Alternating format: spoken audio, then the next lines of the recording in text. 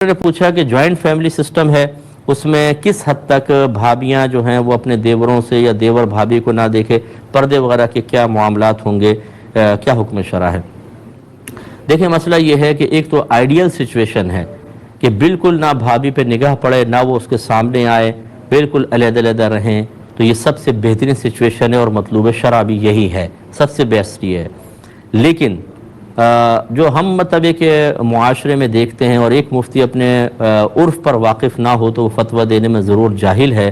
ایسے ایسے ہم نے گھر دیکھے ہیں، چھوٹے چھوٹے گھر ہیں، چھوٹے چھوٹے کمرے ہیں، ہر کمرے میں ایک فیملی ہے، چھوٹا سا صحن، ایک ہی کچن ہے، ایک ہی باتھ روم سب یوز کر رہے ہیں، چھوٹی سی، اور دو دو تین تین بھائی رہ رہے ہیں، اور اس میں پردہ رک ہی نہیں سکتا آدمی، کبھی کچن کی طرف جا رہی ہیں بھابیاں، کبھی کپڑے دھل رہے ہیں، کبھی برتن دھل رہے ہیں۔ ایسی صورتحال میں ہماری شریعت بہت ہی پیاری شریعت ہے، وہ ایسا نہیں کرے گی کہ آپ کی اچانک نگاہ اٹھ گئی اور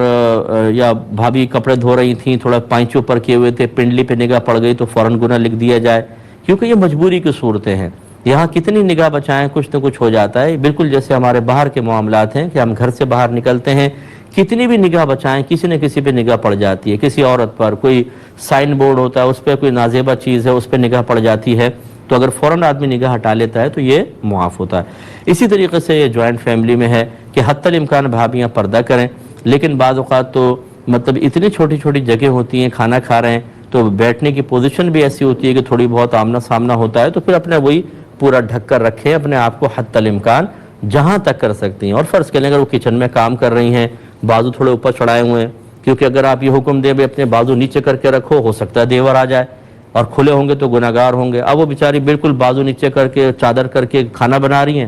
آگ نے پکڑ لیا، گئی کام سے، تو یہ کیسے اتنا سخت حکم دے سکتے ہیں؟ تو وہاں پہ حکم شرعی ہوگا کہ وہ حتی الامکان اپنے آپ کو بچا کر رکھیں، اور فرض کر لیں کھانا نہ بنا رہی ہیں اور کلائی کھلی ہے، دیور کی نگاہ پڑ گئی، انشاءاللہ گناہگار نہیں ہوں گے، فوراً اپنے کلائی کو ڈھک لیا جائے۔